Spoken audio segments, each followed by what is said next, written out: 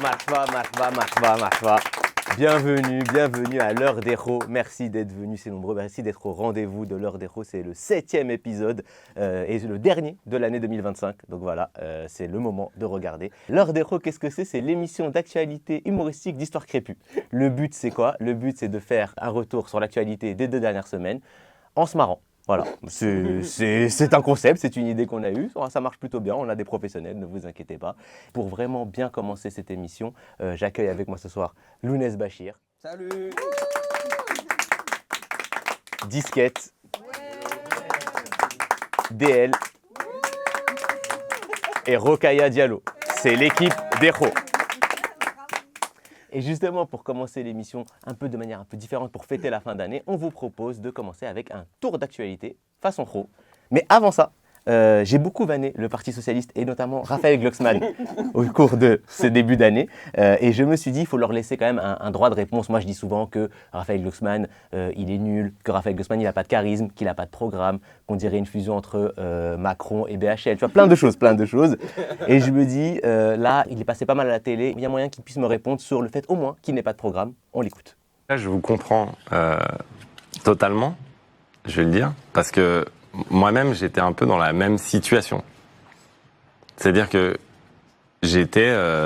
Alors, on va le laisser tourner. Hein. Et Ellie, tu me dis quand il y a un truc cohérent. Jusque-là, on le laisse tourner en fond, hein, tranquille. Allez, sans transition, Culture, France Inter lance une campagne d'affichage pour le lancement d'une plateforme radio destinée aux enfants. Mon petit France Inter, c'est comme la radio des parents, mais avec des bonnes blagues. Est-ce une campagne de pub ou un message adressé à l'attention de Sophia Aram? Personne ne sait. Seule certitude que nous pouvons avoir, Sophia Aram ne devrait pas toucher sa prime d'intéressement cette année, puisqu'elle n'a pas atteint ses objectifs, faire rire. Le capitalisme conserve donc quelques points positifs. Bien joué. Football, les groupes de la Coupe du Monde 2026 sont sortis et l'Algérie tombera dans le groupe de l'Autriche. Mon père, il m'a dit on va pouvoir prendre notre revanche quant au match truqué qu'ils avaient arrangé avec l'Allemagne pour éliminer l'Algérie jadis. Et je me dis, mon père, je sais pas ce qu'il a le moins bien vécu entre la guerre d'Algérie et le mondial 82. Et dans le groupe, il y a aussi l'Argentine. Comme quoi les temps changent, mais les habitudes elles restent. On continue d'envoyer les Algériens en première ligne pour lutter contre le nazisme. Voilà. Le Maroc tombe quant à lui avec le Brésil et pour l'occasion, Marquinhos jouera une mi-temps dans chaque équipe. Comme Jamel Debbouze. Non, moi je vais revenir sur cette image qu'on a eue de Brigitte Macron qui aurait traité des féministes, elle a traité des féministes de sale gueule, je sais pas pourquoi j'utilise le conditionnel. Donc c'était au spectacle de Harry Habitant. Ouais. Et moi ce qui m'a plus choqué, c'est pas vraiment qu'elle traite les féministes, c'est qu'à un moment donné il y a une autre vidéo qui est sortie et dedans il y avait Manuel Valls. Vraiment, Manuel Valls toujours dans les mauvais coups, c'est assez fou. Et je me dis, il se tape Brigitte Macron, il va regarder les spectacles de Harry Habitant, il est même pas ministre. C'est triste pour lui. Oui, effectivement, Brigitte Macron, elle a qualifié de sale conne des militantes féministes. Alors il se murmure que Miss Provence lui aurait suggéré de préparer un communiqué de presse dans lequel elle pourra affirmer que par sale conne, elle voulait simplement dire vénarde ou chanceuse. Brigitte Macron toujours, son entourage, lui, évoque des propos volés et une vidéo qui aurait dû rester privée. Paye tes excuses, hein, vraiment. En fait, Brigitte Macron, si elle croise une féministe, elle va lui dire « Excuse-moi, mais tu peux partir, s'il te plaît ?» Non, on veut parler tranquille. On va pas parler sur toi, vraiment, t'inquiète pas, vraiment. C'est vraiment une mean girl, quoi. C'est jusqu'au bout. En parlant de mean girl, Marion Maréchal Le Pen. Après une vidéo de Marion Maréchal Le Pen, les dons pour la construction d'une mosquée à Strasbourg ont bondi. Ouais. Machallah, Marion, vraiment, je ne connaissais pas ton football. C'est de la taquia de niveau Ligue des Champions. Après, c'est vrai que sa tête me disait quelque chose, je l'avais vu dans un article. Et après avoir tenté de détrousser Éric Zemmour, elle a fini par trouver comment transformer la haine en dollars. Bravo à elle. Attends, c'est vraiment elle là? Non, c'est un montage. Ne te fais pas avoir que ça. Ah, tu peux tout me vendre à moi. Moi j'étais là. Moi j'étais là, je dis allez, combien la dot là? Football encore, lors de la Coupe du Monde 2026, la FIFA a décidé de désigner un Pride Match en soutien à la cause LGBT. Et ce match, il a été tiré au sort et c'est Iran-Égypte. Putain, la gueule du hasard, frérot. Les deux fédérations ont déjà fait savoir qu'elles s'opposaient à cette décision. Hein. C'est-à-dire que pour laisser leurs voisins génocider un peuple, ça, il n'y a pas de problème. Mais porter un brassard en arc-en-ciel, faut pas déconner en fait. La rencontre sera arbitrée par un certain Banyamin N. Des cartons rouges préventifs seront distribués aux joueurs s'ils ne condamnent pas publiquement le Hamas avant la rencontre. Un petit retour sur Raphaël Glucksmann, peut-être, il a peut-être un truc intéressant à dire, je crois. Des maires de village qui n'avaient aucune affiliation politique, qui ont décidé de revenir sur une question. Moi, je pense à Fanny Lacroix, je pense à Hugo Biolay, c'est des maires de... Bah toujours pas, hein, vraiment. Bon bah sans transition, commission d'enquête sur l'entrisme islamiste.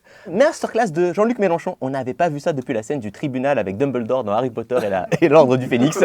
Même ses plus grands haters étaient subjugués. Ils voulaient l'enfoncer, mais ils l'ont sans doute renforcé. Il a été meilleur que tous ses contradicteurs. Il a une aura politique qui dépasse le cadre de ses propres militants. Et devant un homme politique d'une classe à part, qui a une véritable érudition, une véritable culture. Ta force est vraiment phénoménale. Jean-Luc Mélenchon. Oh, le doublage est 4. Oh, le doublage de fou malade. Je n'utilise pas l'intelligence artificielle, monsieur. Tu devrais, s'il te plaît. Franchement, quelques gouttes d'eau. Franchement, les ours polaires, on s'en bat un peu les couilles, là. Si tu peux me sauver ça, quoi. Masculinisme, eugénisme, entrisme, submersion. Ce sont quelques-uns des mots les plus consultés sur l'édition en ligne du dictionnaire Le Petit Robert en 2025. À noter que ce sont aussi des mots qui sont fort utiles au Time's Up pour aider à faire deviner Pascal Pro. Enfin, football pour finir encore. Je parle que de foot, j'en ai rien à foutre. Football toujours pour finir, des images du dernier entraînement de l'équipe d'Italie.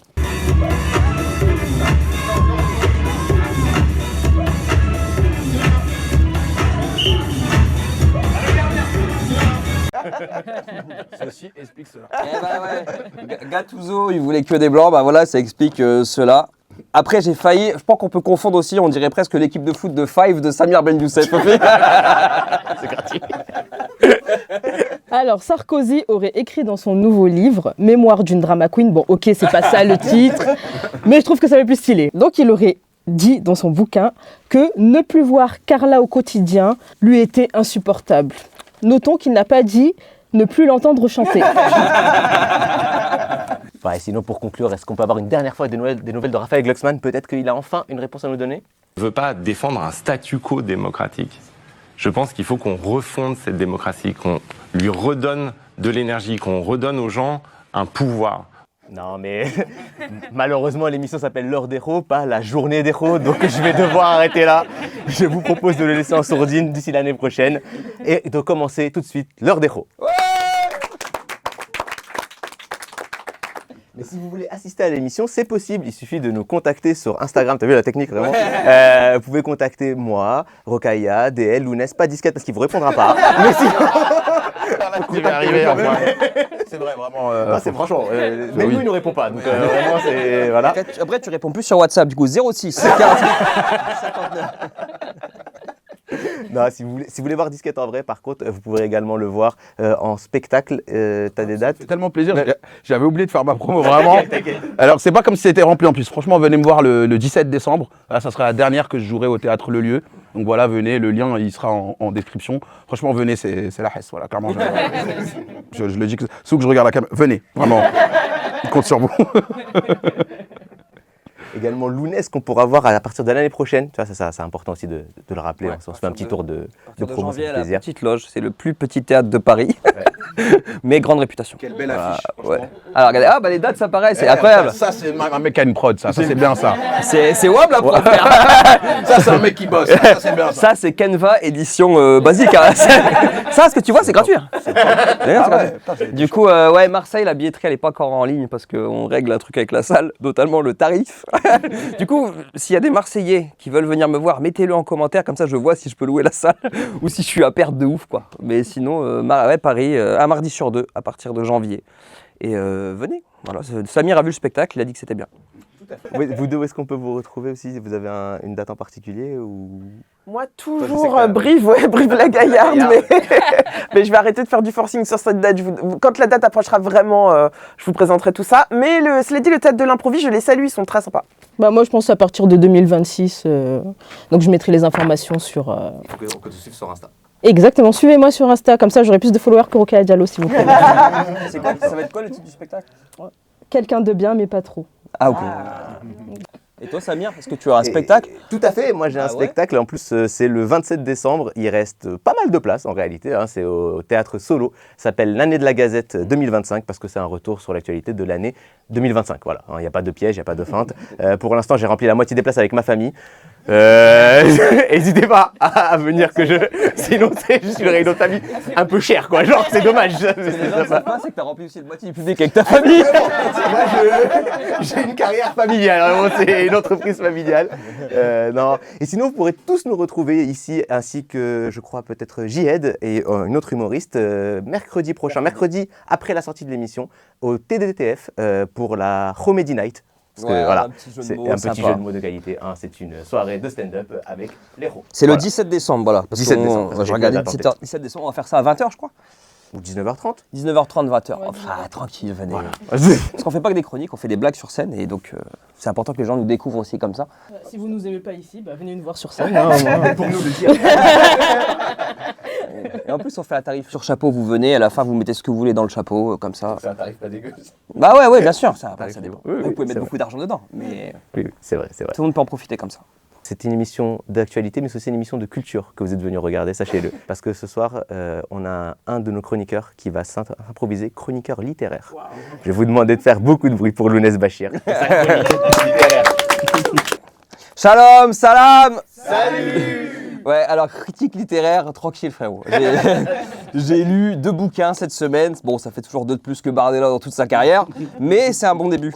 Alors, si d'aventure, vous avez un peu de mal avec la littérature russe du 19e siècle, ça peut arriver, je vous conseille celui-ci, voilà, qui va apparaître à l'écran. Ça s'appelle Un petit héros de Féodor Dostoïevski. Alors, c'est un souvenir d'enfance où l'auteur il raconte lorsqu'adolescent, il est tombé amoureux d'une femme mariée. Et en fait, il essaie de l'impressionner sur toutes les pages et de lui venir en aide à un moment donné. Et à la fin, elle l'embrasse. Alors, le saviez-vous, mais Féodor Dostoïevski, en russe, ça se prononce Brigitte Macron. Voilà. Ah ouais, parce que Manu, il avait 14 ans quand il a eu Brigitte comme prof. Hein. Et les départements d'outre-mer, ils l'ont échappé belle, hein, puisque d'après une chronique de DL, elle aurait totalement pu être mutée là-bas par vol bleu. Voilà. Ils se sont dit, le chlordécone, à la rigueur, on gère, mais vous gardez l'affreuse. Hein, ça, on n'en veut pas du tout. Brigitte, elle a insulté de sale conne les mêmes groupes féministes qui l'avaient soutenue face aux rumeurs transphobes.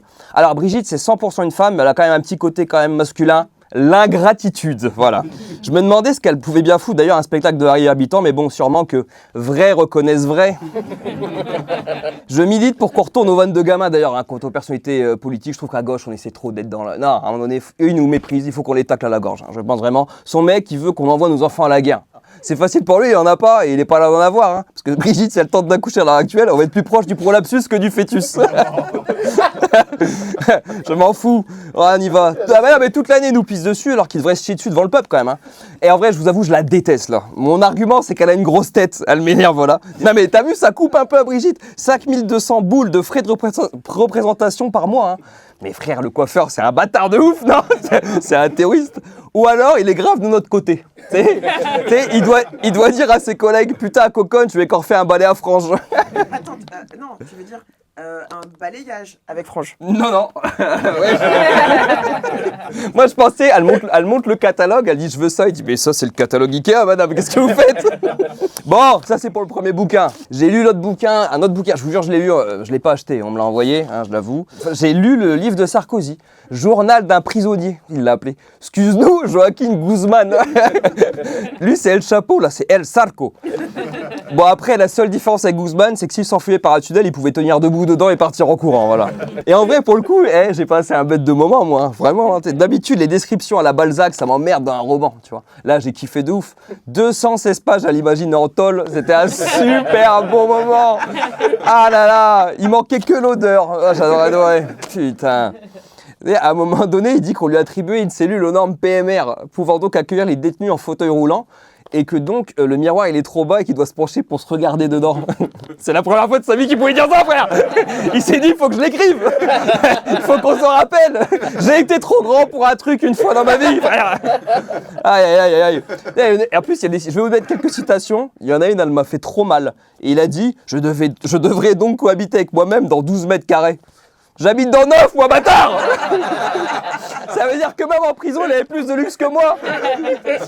Alors, il parle de son ancienne directrice de cabinet et il a dit « Elle avait consigné le temps de cuisson des pâtes, le minutage d'un œuf dur ou un œuf à la coque. Elle souhaitait vivement que je me serve de la petite plaque chauffante de ma cellule. Elle m'a sans doute toujours vu plus fort et surtout plus habile que je ne le suis. Ne souhaitant ni ne sachant cuisiner sur la petite plaque chauffante de ma cellule, je me contentais depuis mon arrivée de laitage, de barres de céréales, d'eau minérale, jus de pomme et de quelques douceurs sucrées. C'était en vérité le minimum. Les frères, on a été dirigés par un enfant de 8 ans qui prenait son goûter. Putain, mais la question que je me pose, débat, peut-on gouverner un pays quand on ne sait pas se faire des œufs au plat? J'attends les commentaires. Mettez dans les commentaires, voilà. Et ça va faire des magots, je m'en bats les couilles. Je pense que pour devenir président, on arrête les programmes. Non, on leur demande juste de faire des activités de la vie quotidienne. Tu vois, et tu demanderais genre, moi j'ai une idée, aux candidats, tu leur demandes de faire une lessive. D'un côté, t'aurais Zemmour qui fait bien attention de bien séparer le blanc et les couleurs, tu vois. Et d'un autre côté, Mélenchon qui lui, pas du tout. Tu dis, bah monsieur Mélenchon, vous ne séparez pas le blanc des couleurs. Non, car vive la créolisation. Monsieur Bardella, vous ne l'avez qu'un slip. Quoi, c'est le vote parce que vous êtes chié dessus à l'enfant de blague. Ouais. Et puis on aurait Marine Le Pen qui bat rien du tout parce qu'elle est inéligible. Ouais. Ça réglerait des problèmes, putain. Non mais d'ailleurs, Sarko, dans son bouquin, il passe son temps à recevoir du soutien durant 3 semaines. Il y a trop de monde qui viennent le voir, qui l'appelle. Il a un forfait de ouf, Lika Mobile, ce bâtard. Il a un téléphone dans sa cellule et tout le monde l'appelle. Et il y a notamment Marine Le Pen, voilà, Jean-Philippe Tanguy, Gérard Darmanin aussi qui vient le voir et ils discutent. Hein. À ce rythme-là, s'il restait une semaine de plus, il recevait la visite de Sauron et Voldemort. Je suis super persuadé, frère. Mais attends, 216 pages où il demande aucun traitement de faveur, mais à un moment donné, à la fin, il demande à sortir pour voir son petit-fils qui vient de naître. Et la procureure générale lui répond « Bah non, en fait. T'es con quoi, frère ?» Et lui, vous savez quoi? Il boude. En fait, c'est vraiment un gosse de 8 ans, en fait, notre Sarko, quoi. Au fond, ces lectures m'ont rappelé une chose. Les puissants, ils devraient baisser les yeux. Pas parce qu'on est petit, mais parce qu'ils nous craignent. Parce qu'on tient leur regard. Parce qu'on voit leurs failles, leurs mensonges, leurs caprices d'adultes jamais vraiment devenus adultes. Continuons de les regarder en face et surtout continuons de nous moquer d'eux. Parce que rire à la gueule des élites, c'est encore la meilleure façon de leur résister et de rester libre. Merci beaucoup. Et du coup, j'ai entendu au public, il y a des gens qui ne savaient pas que Sarkozy avait écrit un livre. Il en écrit plein. Je savais pas. Ouais. Bon, putain, t'as trop de chance. Est-ce que tu veux que je te l'envoie? 216 pages et il y a des grands espaces. Il manquait juste les images. Je te jure, les photos de lui en prison, ça aurait été trop bien, quoi. Vivement la version BD. Le roman graphique, Sarko. Vous avez vu que, attends, excuse-moi, mais que dans le livre, apparemment, il raconte que Marine Le Pen l'a appelé, enfin, il a appelé Marine Le Pen pour la remercier de son soutien dans cette épreuve. Oui, et moi, j'ai trop envie de savoir qu'est-ce qu'elle lui a dit. Est-ce que c'était en mode merci pour tout le taf, tu nous as ouvert la route, quoi. Enfin, c'est globalement ça, parce qu'elle lui dit j'ai jamais rien cédé à son père, mais je respecte énormément Marine Le Pen, son soutien m'a grave tenu. Je trouve pas ça normal qu'elle soit inéligible. Et en gros, on a des électeurs en commun, donc il faut se respecter. Et qu'elle lui a demandé s'il allait faire partie d'un front républicain contre elle. Il le dit pas du tout. Mais non, j'aime beaucoup ce que vous faites. Non, mais moi j'avais vu le préquel de ça, parce que Mediapart, tu disais quand la BD, oui, c'est pas comme ça qu'on dit. J'ai tenté un mot, là, j'ai tenté une phrase. Préquel. Bon, ce qui raconte comment il a fini là, parce que Mediapart, ils ont sorti une BD qui raconte l'affaire Kadhafi, justement. On me l'avait offert parce qu'on connaît mes goûts. Voilà, c'est vraiment de la BD de la gauche, j'étais grave content. Et vraiment, la BD, c'est une dinguerie. Par contre, quand tu la lis, tu fais, mais wesh, il y a tout ça. Et tu comprends. Après, quand tu lis la BD, tu vois juste les infos, tu dis, mais c'est abusé. Après, le grand fan de manga que t'es, tu la lis de droite à gauche. non, mais moi, je suis un grand fan d'art d'une manière générale. De toute façon, moi, j'aime bien les mangas, le cinéma. Je vais au musée parfois. Il y a d'autres gens qui vont au musée ici, je sais, hein, notamment DL. DL, toi, tu es une grande fan du musée du Louvre. Et je crois que c'est le sujet de ta chronique. Oui, non effectivement. Et oui, effectivement, je commence par ce nouvel incident au musée du Louvre. Une fuite d'eau a endommagé 400 ouvrages scientifiques d'égyptologie datés de la fin du 19e siècle. Alors, il y a Francis Steinbock, l'administrateur adjoint du musée, un peu en minimisant les faits, qui a déclaré Il n'y a pas de perte irrémédiable. Ce sont des ouvrages importants, certes, mais pas uniques au monde. Ils vont sécher et après on va les remettre sur les étagères. Et oui, effectivement, c'est bien connu. Rien de plus agréable que de consulter un ouvrage dont les pages ont été détrempées puis séchées. C'est la raison pour laquelle ma librairie préférée se trouve à Paris, dans le 15e arrondissement, au bassin numéro 2 d'Aqua Boulevard. Ça, c'est mes livres préférés. Les hommes fautifs, ils ont une telle capacité à se dédouaner, ils pourraient tous être go-fast, en fait. Le gars, il était à deux doigts de dire « Égyptologie, ça va. Tout ce qu'il y a dans ces ouvrages, on peut l'apprendre dans Astérix Mission Cléopâtre, en vrai. » Et puis, il n'y a pas de bonne ou de mauvaise conservation. Pardon. C'est le monologue d'Edouard Baird. Il faut que je dise, il n'y a pas de bonne ou de mauvaise accusation. Alors pourquoi je dis qu'il semble minimiser les faits ? Déjà parce que je sais reconnaître les astuces grossières de communication de crise à la Tchernobyl. Oui, tout à fait, oui.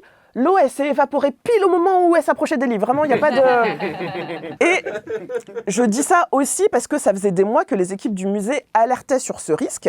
Il y avait eu plusieurs demandes d'armoires spéciales, de réparation de la tuyauterie défectueuse ou de déplacement des ouvrages. Et toutes les demandes avaient été refusées ou ignorées par la direction. Donc après tout ça, tu m'étonnes que l'administrateur y répond... ça va, c'est pas des livres en sucre non plus. Un peu d'eau, ça n'a jamais tué personne. Hein.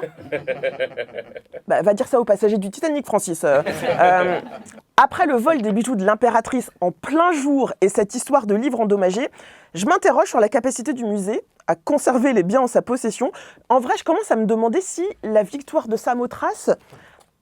Peut-être qu'elle avait une tête et des bras avant de rentrer au musée du Louvre. Hein. Non mais je pose la question. On le sait très bien, c'est l'un des arguments préférés des musées occidentaux lorsqu'on évoque le sujet de la restitution des œuvres à leur pays d'origine. Tout le temps ils sont là, non mais en fait nous on sait mieux conserver les œuvres, donc venez on les rend pas en fait.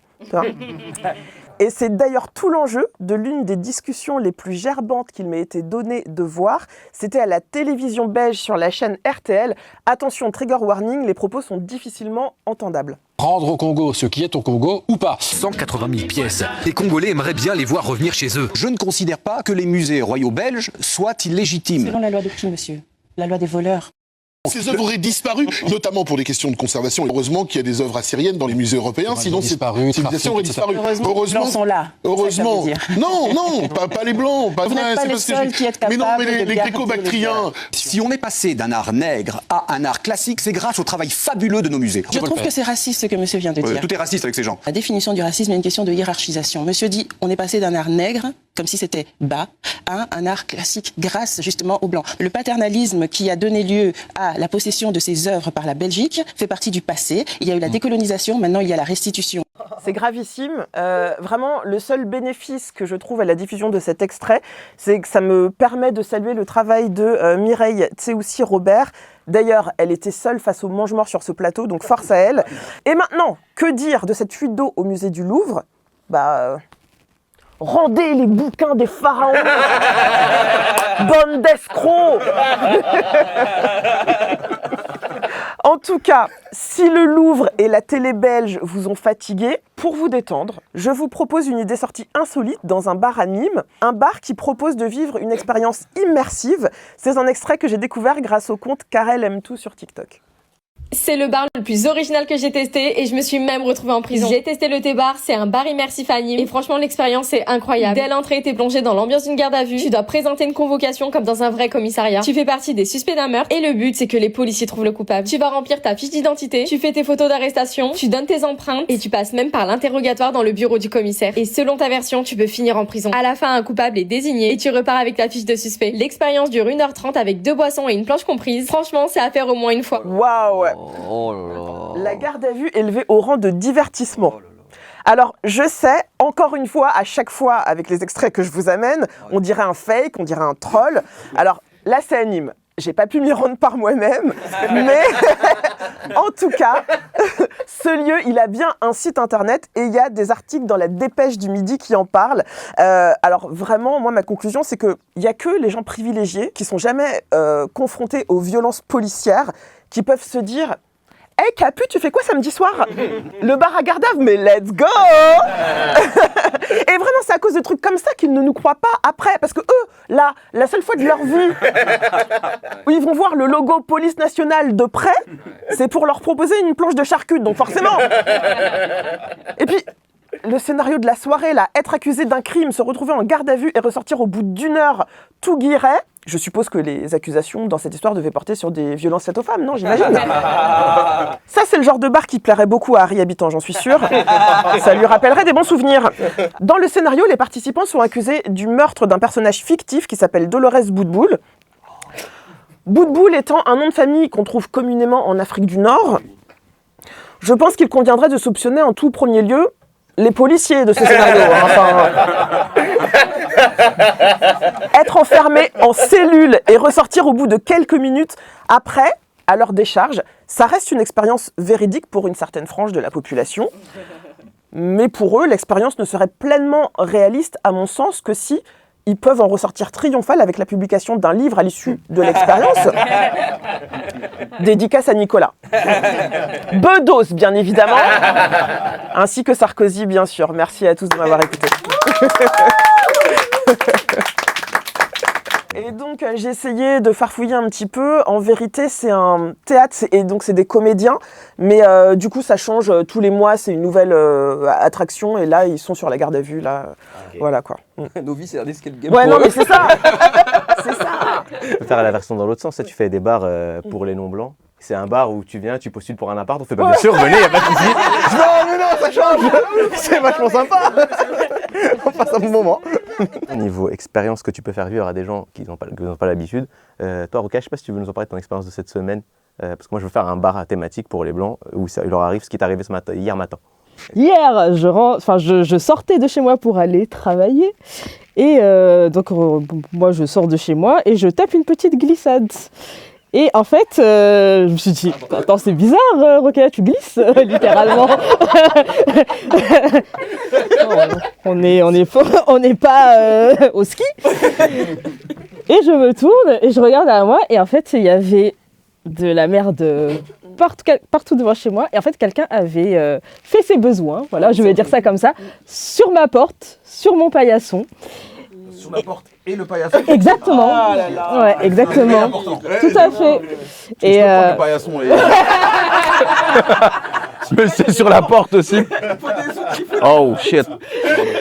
Donc voilà, donc je suis allée voir une des personnes du syndic et la personne, il me dit que oui, sa femme, elle est passée devant, elle l'a vu. Je dis mais pourquoi elle n'a pas toqué? J'ai pas compris.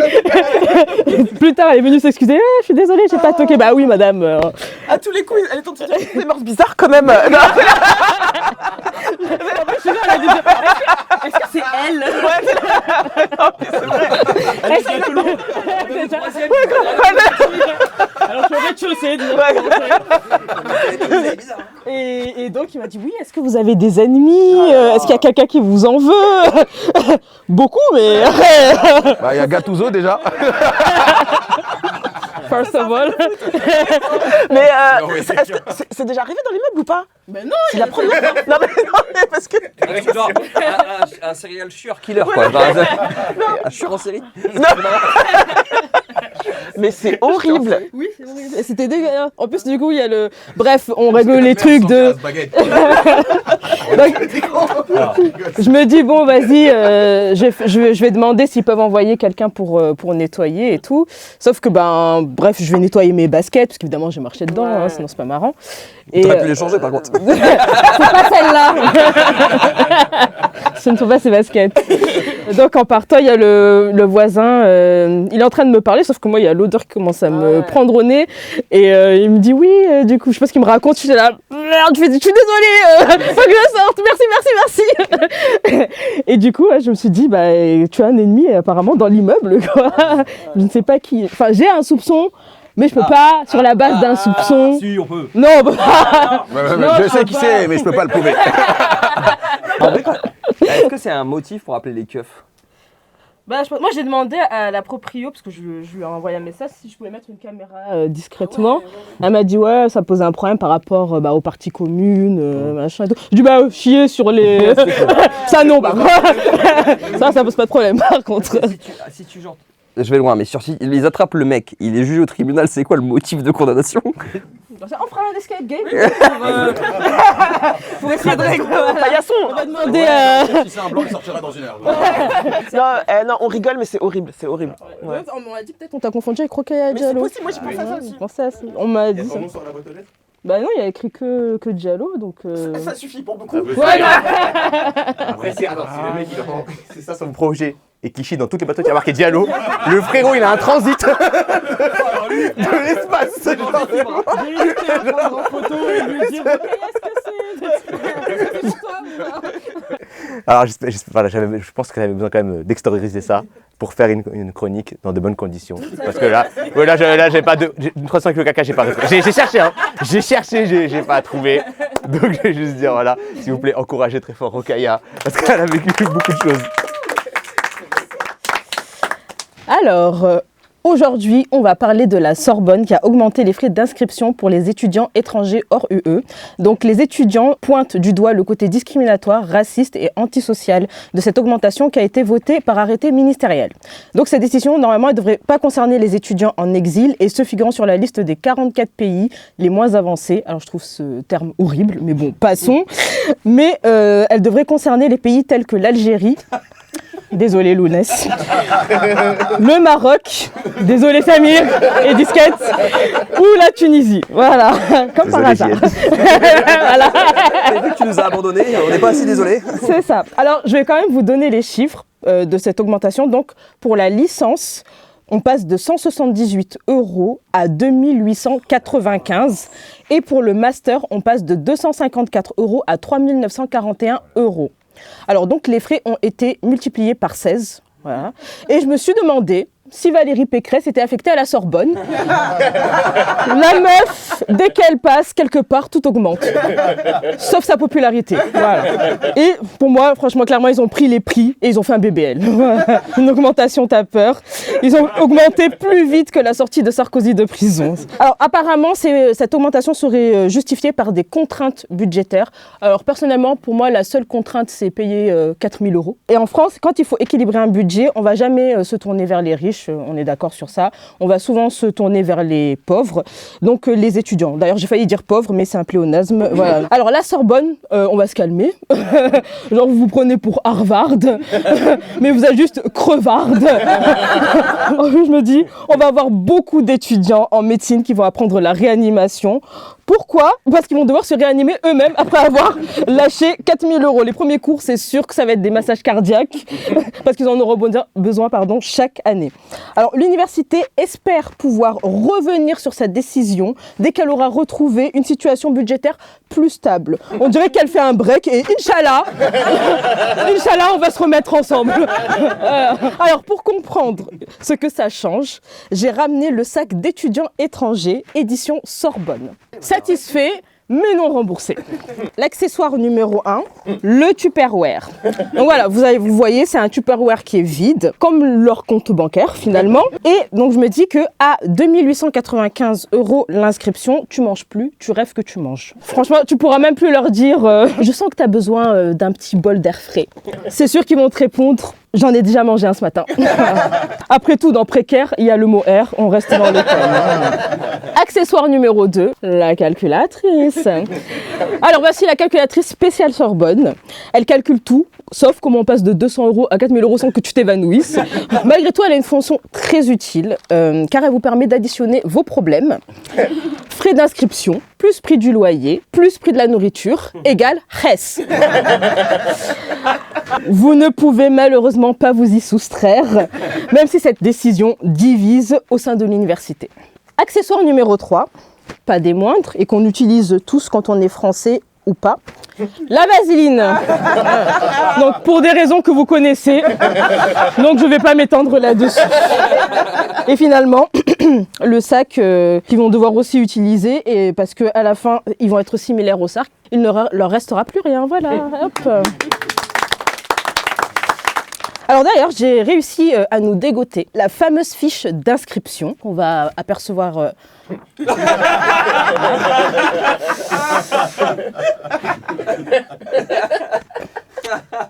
Et la facture. Alors. Normalement, je pense que tu montres ça à ta famille, ils pensent que tu as fait un prêt. Je vois trop bien la pub, besoin d'un master, un crédit vous engage et doit être remboursé. Tu le regardes trop longtemps, je pense que tu perds 10 points de vie. Hein. Et après, on s'étonne que certains étudiants hésitent à venir. Mais bien sûr qu'ils hésitent, enfin. On les accueille avec une facture. C'est comme si tu agitais le consentement à Harry Habitant. Personne ne va venir. Bon, je crois que je ne vais pas jouer dans Qu'est-ce qu'on a fait au bon Dieu 4. En plus, il y en a qui aiment dire ouais, on peut pas accueillir tout le monde, faut s'employer à conserver la fuite des cerveaux français. Alors moi, personnellement, la seule fuite que je vois, c'est les auditeurs de CNews. Pour moi, la Sorbonne, c'est un peu comme dans Pokémon. Alors c'est pas la team Rocket, mais c'est la team Raquette. Alors je vais vous laisser voir leur phrase que j'ai composée, version Sorbonne. La team Raquette, plus rapide que ta banquière. Rendez-vous pauvre et soyez en galère. Oui, en galère. Écoutez, on a du budget. C'est moi. Elle est bien aussi. Franchement, moi j'ai un seul conseil si vous êtes étudiant étranger, donc un vrai conseil de survie. Dans Emily in Paris, elle sort avec un chef. T'as cru que c'était par amour dans la France de Macron? Sérieusement, franchement c'est le best move financier qu'elle ait fait. Sortez avec un chef cuisinier ou alors dressez un rat pour qu'il cuisine. Ça vous évitera de payer la bouffe parce qu'à l'heure actuelle, même les pâtes, elles se la racontent. Elles ont le culot de coûter 4,50 € le paquet et de te juger comme si elles sortaient d'un master. D'un master chef. Elle est... Voilà. Celle-là, elle est pour moi. Et je vais m'arrêter sur ça. J'en profite pour dire que mon cousin, il est chef cuisinier et il est célibataire. Si vous cherchez, n'hésitez pas, je vous mets en contact avec Hakim. Il est très bien. On va donner son j'ai son mail, Insta hein. et tout, bien sûr. Voilà, Son mail. 4000 balles, c'est beaucoup quand même. Bah oui, surtout quand on passe de 178 € à 2941. Tellement, tu vois, j'ai retenu le chiffre, tellement ça m'a choqué. Avant, c'était combien, c'était combien avant? 178 €. Il y a une vibe où ils se sont dit, on n'a jamais augmenté depuis toutes ces années. Tu sais, ils ont rattrapé tout, quoi. On sent qu'il n'y a plus d'oseille en France. En mode, où est-ce qu'on peut aller chercher l'argent? Là, c'est trop, moi, c'est pas cher. Vas-y, on augmente et tout. En plus, ils demandent aux Algériens. C'est pas les. Franchement, frère, c'est pas. Je pense que si j'étais à leur place, j'aurais même pas fait d'études. Tu dois payer 4000 € de frais d'inscription. Ça veut dire que tu arrives à l'aéroport, tu fais cours dans l'aéroport. Tu peux pas te prendre un logement, tu peux pas. Je pense qu'ils se sont trompés d'arabe à qui demander de l'argent. C'était au Qatari qui devait demander. C'est vrai, en vrai, ils devaient faire un tarif dégressif en fonction de ton pays. Genre, t'es saoudien, tu payes 10 000. T'es algérien, tu payes 2 €. Et encore, il me semble que ceux qui sont supposés être exonérés, c'est un peu au cas par cas aussi. C'est même pas une certitude que tu sois exonéré réellement de ces frais d'inscription. Même si tu viens d'un des pays les moins avancés. Non, pas ceux-là. Ah, ceux-là c'est bon. Ceux-là, c'est... Okay. Il y a le Sénégal. Dans les moins avancés. Évidemment. Je l'ai pas dit. T'as sauté des infos. C'est ça. Je me suis dit, tiens, Algérie, Maroc, Tunisie. Les Algériens étaient tellement sûrs, ils disent, voilà, on n'est pas les pires. Ouais, voilà, on paye 4000 €. Dans la liste des pays moins avancés. En vrai, je pense que même si tu mets l'Algérie et le Maroc dans la liste, t'arrives, le Marocain va faire quoi? Je paye 4000. Moi, j'ai pas d'argent, je mets les 4000, je les mets tout de suite. Par fierté. Moi, j'ai pas de fierté. Du coup l'Algérien attend le Marocain, il dit, moi, je mets 4200. Il s'abonne comme ça. Les plombes. Tu remplis l'université avec 2 boules. C'est ouf. Mais ils ont pas, mais ils vont les mettre. Et je rapproche ça aussi, je l'ai pas dit dans ma chronique, je voulais pas faire trop long, mais le musée du Louvre, ils ont fait le même move. Les visiteurs touristes qui viennent de pays extra-européens, ils vont payer 10 € de plus l'entrée, ce qui est déjà hallucinant. Et c'est un compte qui s'appelle Wherever You Go qui signalait ça, que je trouve hyper intelligent. Ça veut dire dans le musée, il y a les œuvres d'où viennent ces gens, et eux, ils doivent payer plus cher pour voir les œuvres originaires de leur pays. Enfin, c'est par rapport au vol des bijoux, rien à voir. Je sais pas, en tout cas, c'est pour le vol. Ça date de il y a 2 semaines là, ouais, ça date de fin. C'est des étrangers qui avaient volé les bijoux parce que moi je suis en mode attends, c'est vous qui volez vos bijoux entre vous et c'est nous on paye. Vous êtes des bâtards frère. Non, c'est pas respectable. En plus, la France, on est connu pour être le pays où les études sont gratuites entre guillemets. La fake news. Est-ce qu'on ment bien je sais pas, soyez des écoles de commerce, hein. Non, mais c'est ça. Ça va aller plus vite. Hein. Ouais. Tu vas être déçu parce que bon, école de commerce, au moins, c'est vraiment pyramide de Ponzi, école de commerce. En fait, chacun paye 40 000 €, trouve un travail dans un truc bien, et du coup, bah après, quand tu payes 40 000 €, t'as fait le même truc, t'inquiète, je te donne. T'es en train de dire que c'est une mafia? Non. Tu pourrais le dire face à une caméra? Non, c'est le moment. Non, mafia, je mettrais plus la police. Et d'ailleurs, c'est le thème de ma chronique. Ah, tu t'es donné? Ouais, merci. Alors, cette semaine, il y avait la fête des Lumières à Lyon. Et scandale, des slogans anti-police ont été projetés sur la place des terreaux. La préfecture a dénoncé un appel à la haine et a annoncé porter plainte. Bon, déjà, si c'est la préfecture qui porte plainte, peu de chances d'aboutir. En général, quand la victime est genrée au féminin, la plainte, elle disparaît. Au maximum, tu reçois une dick pic de la part du mec qui a pris la plainte. C'est le maximum que tu peux avoir. J'aurais envoyé plutôt le département, voilà, pour avoir plus de chance. Ou directement Jean-Michel Aulas, car lui aussi, il a été choqué. Il a dit « Ces propos insupportables contre la police sont une atteinte grave à nos institutions et un message dangereux qui salit celles et ceux qui protègent les Lyonnais chaque jour. » Du coup, là, quand je commençais à être curieux, je me suis dit, je vais descendre direct à la fin de l'article pour voir quels étaient vraiment ces fameux slogans. Et no joke, le premier slogan que je vois, c'est ça. Eh bah, let's go. J'ai pris part. Alors, je suis d'accord pour dire que ça, techniquement, dans mon livre à moi, c'est un slogan anti-flic. Mais je pensais pas que c'était aussi clair, tu vois. Je pensais qu'on était censé le cacher, tu vois, genre tranquille. Alors en vrai, après j'ai fait défiler un peu, il y avait d'autres slogans, hein, comme bien sûr, on dégage le RN. Ça, je pense que c'est parce qu'ils pensent que les gens sont pas bilingues à Lyon, donc ils ont traduit le premier slogan. C'est logique, hein. Bardella, Lyon n'est pas à toi. Alors, si Bardella est censé être flic, bah, ça fait un nouveau emploi fictif à justifier. Ça va faire beaucoup de calendriers antidatés quand même, hein, c'est compliqué. Puis après, j'en ai vu un autre, c'était Villeurbanne contre la haine. Et alors là, pareil, j'ai pas capté. À la manière de Michael Jordan, la police apparemment l'a pris personnellement. Tu vois, ils ont dit non, c'est une attaque contre notre métier. C'est dommage. Après, c'est pas vrai. Après, il y avait d'autres slogans. Par exemple, il y avait non à l'état policier. Mais en vrai, il faut faire attention parce que ça voudrait dire quoi? Ça voudrait dire qu'un slogan pro-police, c'est oui à l'état policier.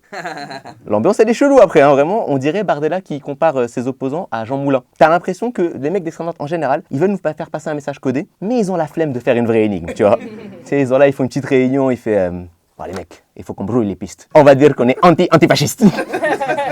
Et nous, on a regardé, on a fait, bah du coup, vous êtes fasciste. Merde, caramba, encore raté.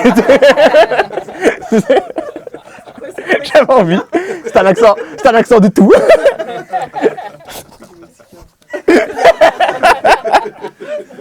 L'Espagne au moins. Parce que là, c'est de où, là? C'est un accent, laissez-moi. Là, on n'a rien dit. Dans leur tête, ils sont en train de jouer une partie d'échecs hyper complexe en 3D. C'est vraiment le professeur Moriarty face à Sherlock Holmes.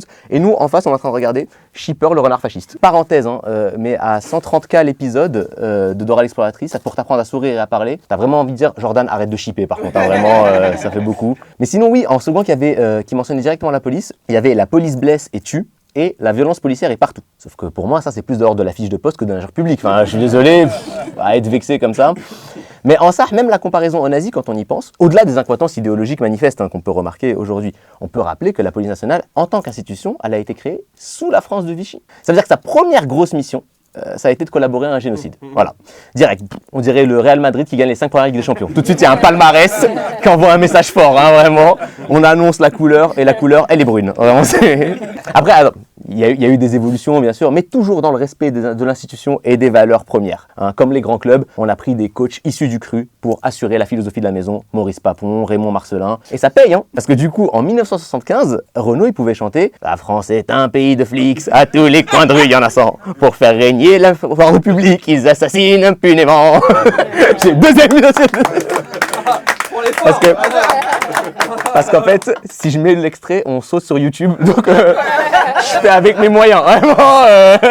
Bon après, je vais pas vous faire la liste de tous les exploits des policiers, principalement parce qu'il y a un mec qui s'en est déjà occupé. Il s'appelait Maurice Rachefuz. Tout ce qui relève du domaine de l'agitation, entre guillemets, entre 68 et 2014, qu'est-ce que trafic de cannabis, 2 agents de police écroués. Un policier jugé pour avoir tué Habib à bout touchant. Tiens, agression sexuelle, 2 points, un policier écroué. Je passerai tous les soirs 1 heure à découper les journaux. C'est un travail de Romain, hein. De Romain. Un travail de Romain, oui. Travail de Romain. Bah, c'est un vieux monsieur, hein, vraiment, ça veut dire que c'est un travail. Mais il a pas dit la phrase raciste. Voilà, ah oui, bah, bien sûr. Ah, oui. Je peux la dire. Il a pas dit c'est un travail d'arabe. Ça fait plaisir. Je pense pas que c'était ça la phrase raciste qu'elle avait en tête, mais c'est bien. Parce que j'ai eu peur quand j'ai dit je peux la dire. Je dis non, tu peux pas. Mais c'est trop bien comme insulte, chaque minorité peut la dire. Maurice Rachfuge, il s'appelle, et du coup, malheureusement, il nous a quittés en 2020. Mais non. Oh non. Le roast. Mais son œuvre reste avec nous. Je crois qu'il a tout a été rangé dans un seul casier. Ah ouais, excellent. Et donc ça, on saute pas? Bah écoute, j'espère pas. Ouais, non, on va se faire. Ouais, on va se faire, évidemment qu'on saute. On verra, au pire on la sautera. Non mais sans déconner, il dit que c'est un travail de Romain qu'il a fait. Mais en gros, il a recensé tout seul, avec ses petites mains, tous les jours, tous les articles de presse où il y avait des bavures policières, etc. Et il a accumulé 10 000 fiches. Tout seul, hein. Ça veut dire que là, c'est vraiment la partie émergée de l'iceberg. Parce que faut savoir que ça, c'est des fiches, juste que ce qui est sorti dans la presse. Hein. C'est-à-dire que les enquêtes qui sont faites par la police des polices, l'IGPN, dont les méthodes, je rappelle, consistent à faire Michel, tu l'as tapé? Non. Il a dit qu'il a pas tapé. Ouais. Il a dit qu'il a pas tapé, voilà. Parfois, en plus, ils se prennent un petit crachat dans la gueule parce qu'il faut savoir que l'IGPN n'est pas aimée par le reste des services de police. En effet, ils appellent les bœufs carottes et c'est la police des polices. Comme quoi, quand on vous dit tout le monde déteste la police, même la police, elle déteste la police. Hein, c'est tout le monde. Et on peut se dire pourquoi Maurice a été si motivé, vraiment parce que c'est un travail compliqué. Tout pourquoi il était si motivé? En fait, il y a une explication et je vous la lance. C'est ça que j'avais sur la poitrine. Par cet oncle-là, tout le monde a été victime de la police. Ça, c'est mon père et ma mère, arrêtés le 16 juillet 1942. C'était la rafle dite, je vais le dire. Et le policier, c'est important. Ah ouais. Ouais, je vous ai dit, c'était un mec important, un mec que j'aime beaucoup, et un mec dont tu comprends tout de suite la motivation. Hein, vraiment, le mec, tu commences par ça comme première interaction avec la police, tu vois qu'en plus, on change pas trop le bousin, tu fais, je vais les surveiller ceux-là quand même, hein, on sait jamais ce qui peut se passer. Et d'ailleurs, ses conclusions sont sans appel. Hein. Pour lui, la police d'aujourd'hui n'est pas bien différente de la police de Vichy. Il ne dit pas qu'on vit dans le même monde, il dit que la France a changé, mais on est toujours sur de la police qui exécute les ordres sans vraiment les questionner. En même temps, le contraire serait étonnant, hein, parce que ça soit sous la 4e ou la 5e République, le slogan du ministère de l'Intérieur, ça a toujours été « on ne change pas une équipe qui faffe ». Voilà, ça c'est important. Après, et je finirai là-dessus, moi j'ai vu quand même une évolution en regardant un petit peu de la police au sein des dernières années, c'est le niveau de recrutement. Hein, parce que on a pu voir des témoignages de policiers qui disent on peut être admis avec des notes catastrophiques, un 7 sur 20 par exemple, précise plusieurs sources. Le niveau général des candidats est plus faible. Et c'est comme ça, du coup, qu'on se retrouve par exemple en 2007 avec un syndicaliste policier qui lâche ça à la télévision. Qui fait qu'on en arrive à des extrêmes comme ça. Mais la version, j'ai la même. J'ai la même. Et je veux rester poli, mais j'ai la même. Parce que les mots bamboula, d'accord, ça ne doit pas se dire, etc. Ça reste encore à peu près convenable. Oh. Et oui, ça c'est un syndicaliste policier. Hein. Ça veut dire que les policiers se sont rassemblés tous ensemble, ils se sont dit les mecs, faut qu'on prenne un gars qui dit pas de conneries. Vraiment, faut qu'on prenne le meilleur d'entre nous. Et ils ont envoyé celui-là, c'est te dire. Et on n'est pas à l'abri qu'ils aient revu les critères à la baisse et que maintenant ils envoient juste celui qui arrive à lire de manière fluide. Voilà, c'est clairement le truc. Enfin, tout ça pour dire que la préfecture de police, le ministère de l'Intérieur et compagnie, ils ont peut-être raison sur un point. Hein. Il faut pas comparer notre police nationale actuelle avec des nazis. À force, ça va être vexant pour les nazis. Hein, bon, c'est la fin de la chronique. C'est mon mot de la fin. À vous le fuck nazi sur les lumières là. Les lumières c'est le tien, c'est toi qui l'as écrit. Non, c'est le vrai slogan qu'ils ont mis. T'as pas un t-shirt fuck nazi? Oui, j'ai un t-shirt fuck nazi, mais on enlève les voyelles. Ah oui. Normalement ça suffit à passer les contrôles de police. C'est du polonais? L'énigme est trop compliquée. C'est du polonais. Je crois que j'avais déjà mis dans une émission et tout. Non, mais... Alors que celle-là, par contre, c'est un peu plus compliqué. Ah ouais. Les codes couleurs, ils ont. D'ailleurs, je conseille d'éviter les t-shirts avec même des drapeaux de l'Égypte. Dès qu'il y a vert ou blanc, ils réagissent. Même l'Italie, du coup? Non, parce que l'Italie, ils ont enlevé le noir. Ah, c'est vrai. Et du drapeau aussi. Mais non, mais oui, mais en tout cas, c'est le truc de la. En plus, les lumières, ça n'a pas vraiment été revendiqué. Il y a eu vraiment et je trouvais ça malin comme manière de faire le truc. Parce qu'il y a déjà des projections, eux, ils viennent avec un petit machin. Et c'est trop dur de les trouver, donc ils sont juste comme ça. En vrai, c'est pas si dur. La lumière, ça va tout droit. Mais les policiers sont c'est sorcellerie. Comment ils ont fait? Ils ont piraté le système, quelque chose. Par contre, le vieux monsieur, je le connaissais pas. Vous connaissez pas Maurice Rachfuge? Ah, Maurice Rachfuge, c'est vraiment, il a écrit plusieurs livres, notamment un dans lequel j'ai appris que en 1953 ou 54, je sais plus exactement, il y a eu une manif pour le 14 juillet, parce qu'à l'époque il y avait un cortège syndical pour le 14 juillet. Du coup, dans ce cortège syndicale, à la fin, il y avait les travailleurs algériens. Et on est en 54, donc il y avait encore l'Algérie colonisée. Et ils sortent, vers la fin du cortège, ils sortent une bannière, Algérie libre, enfin tu vois, ils commencent à chanter des slogans. Bon bah ça a pas plu aux policiers. Ah bon? Ils l'ont pris personnellement, encore une fois, vraiment. Et ils ont tiré dans la foule. Ils ont tué 7 personnes, dont un syndicaliste blanc. C'est écrit comme ça, donc j'ai les chiffres. Et ça a donné, en final, l'interdiction des manifs syndicales le 14 juillet. Voilà, comme ça, ouais.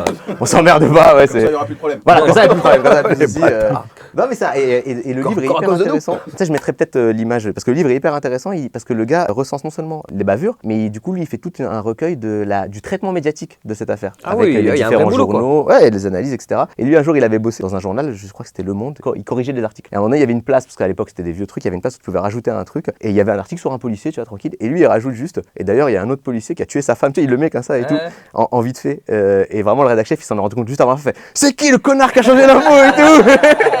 Et il raconte, et lui, quand il raconte ça dans l'interview, il est tout sourire, parce que moi, j'aime bien emmerder le monde et tout, moi, je suis putain, c'était vraiment le goût.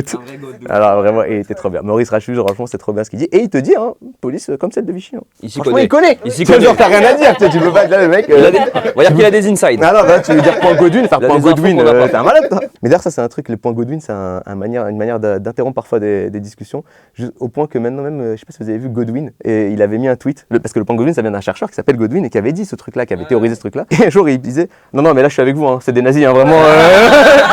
Vous emmerdez pas, hein, vraiment, c'est. Moi-même, je sais. J'avais envie un peu de parler de la police en vrai depuis longtemps parce que je trouve que on n'en parle pas assez. Chose que tu ne fais jamais. Non, mais c'est pas vrai, je parle du PS, ça n'a rien à voir. non, mais genre en privé, tu bois de bière avec Samir, c'est la police. Oui.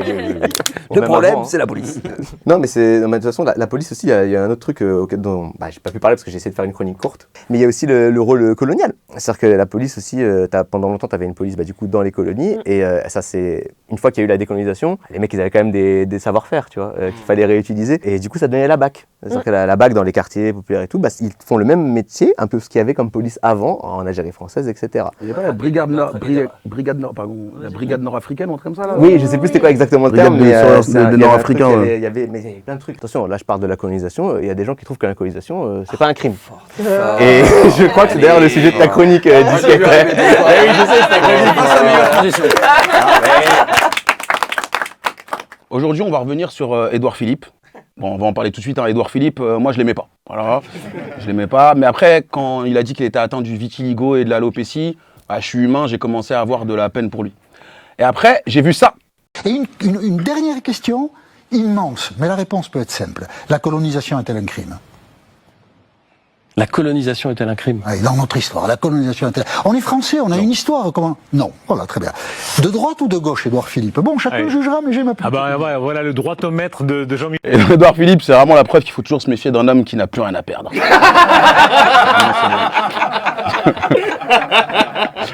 La première chose, il a une attitude de mec coupable. Je suis désolé, mais quand tu répètes la question pour gagner du temps, c'est que t'as quelque chose à te reprocher.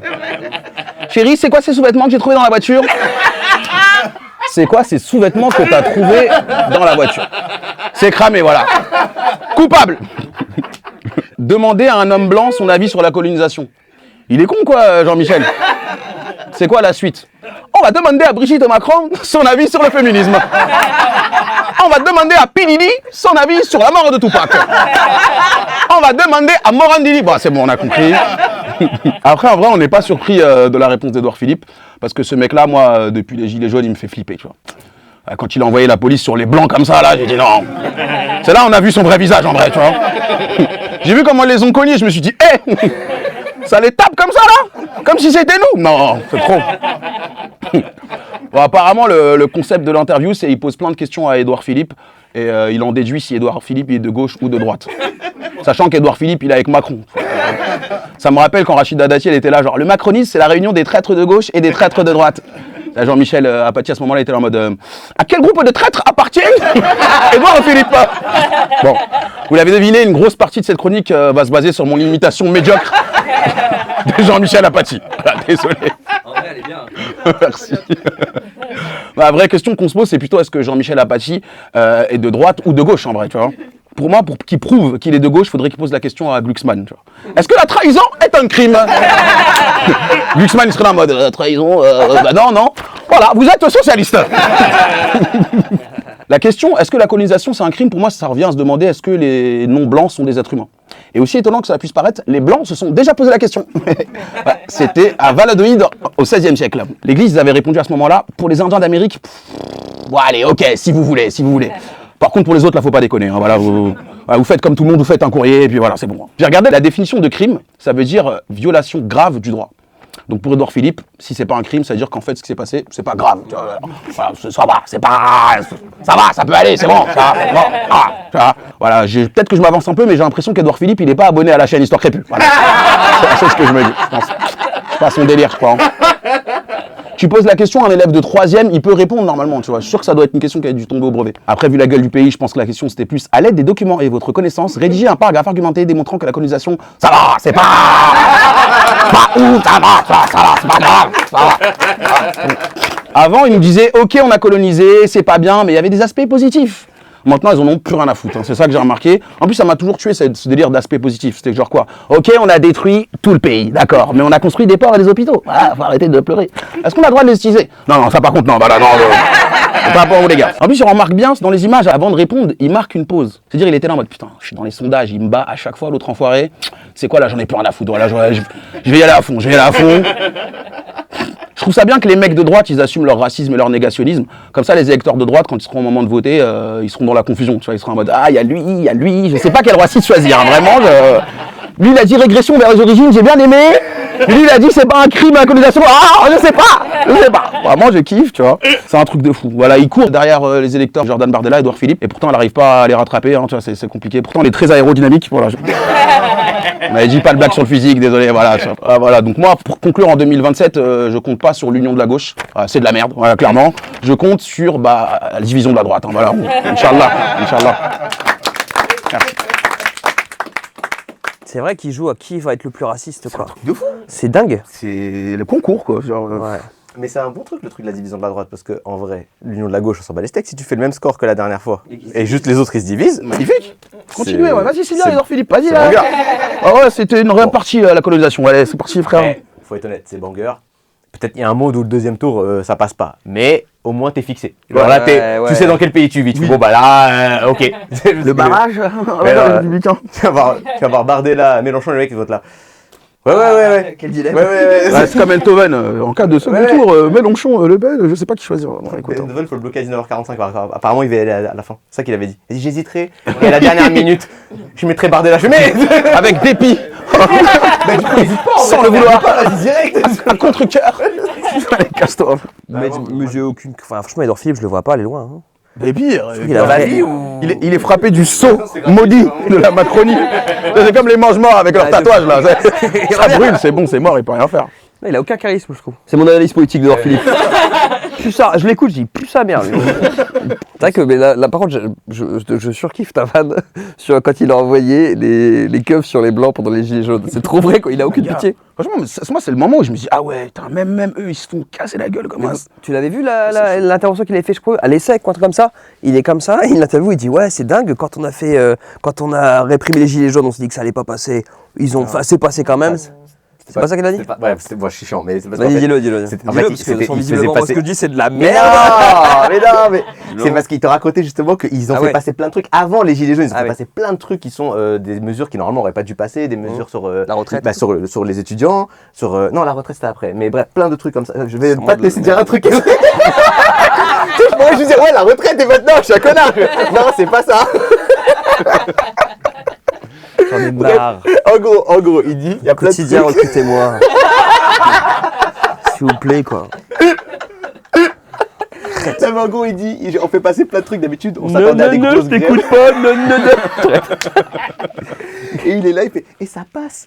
Et il dit, et du coup, ils ont poussé le truc, et ils s'attendaient pas à ce que ça pète sur les gilets jaunes, parce qu'en vrai, le truc sur les gilets jaunes, c'était pas une si grosse dinguerie que ça. Genre, ils ont juste augmenté un peu le prix de l'essence. Et là, il y a des mecs qui se lèvent. Comment ça? C'est intolérable! La goutte de gasoil. Même les mecs, ils ont dit, mais attendez, mais on vous a niqué 2 fois plus depuis. Bon, okay. Mais là où tu vois que vraiment ils se sont radicalisés, c'est qu'ils remarquent ça. Et ils se sont pas dit au moment des Gilets jaunes, viens, on recule sur ça. On a déjà bien mangé. On arrête d'être gourmand. Ils ont dit, non, on va tous les tabasser. Genre. Vous vous rappelez du boxeur là, qui a mis des patates à un keuf? Banger. Il avait fait une embardée comme ça. Ils se sont dit, ah ouais. Saute comme ça. Et bam. Non, pas exactement. Et le keuf, il recule avec son il a un bouclier et il recule le keuf. Qui se sont fait mettre à l'amende et tout. Il a été en tôle. Tu sais que des fois, même l'Arc de Triomphe, des fois la vidéo elle repop. Je la regarde en entier. Il y a une espèce de plan séquence. Ah, le truc Gavras un peu. Ouais, voilà. Je suis en mode, mais ce film est excellent, vraiment. Metteur en scène, incroyable. C'est cinématographique de fou. C'est un plaisir de regarder. regarder Il y avait le vieux qui avait dit tous à la Bastille. C'est le petit vieux que j'adore. Non, c'est pas ça, c'est pas ça. Merci d'avoir suivi cette émission. C'est la dernière de l'année, la dernière de l'année 2025. Mais on revient l'année prochaine. Ouais, on ne sait pas encore exactement quand. On va peut-être changer un petit peu le format, mais dans l'idée, on revient. N'hésitez pas, si vous avez aimé, à mettre des commentaires pour nous dire on a kiffé Noras. Si vous n'avez pas aimé et que vous êtes toujours là, franchement, mettez un commentaire. Vous êtes arrivé jusque-là, allez au bout du truc. D'ailleurs, vous voyez, il y a des gens qui laissent des commentaires et je vois, ils nous insultent et ils continuent à regarder. Ça, c'est beau, vraiment. J'apprécie votre haine. Voilà. Là où on est fort, c'est qu'on fidélise les racistes. Oui, c'est ce qu'on fidélise. Mais on essaie d'avoir aussi un autre public, donc n'hésitez pas à venir nous voir aussi en vrai. On a donné nos actus et sont en bas de l'écran. Voilà, je fais un truc comme si je présentais Question pour un champion dans les descriptions. Et notamment, mercredi prochain, on sera au TDTF, c'est le 17 décembre. On sera au TDTF pour la Comedy Night. En tout cas, merci beaucoup de nous avoir suivis. Un maximum de bruit pour vous et portez-vous bien.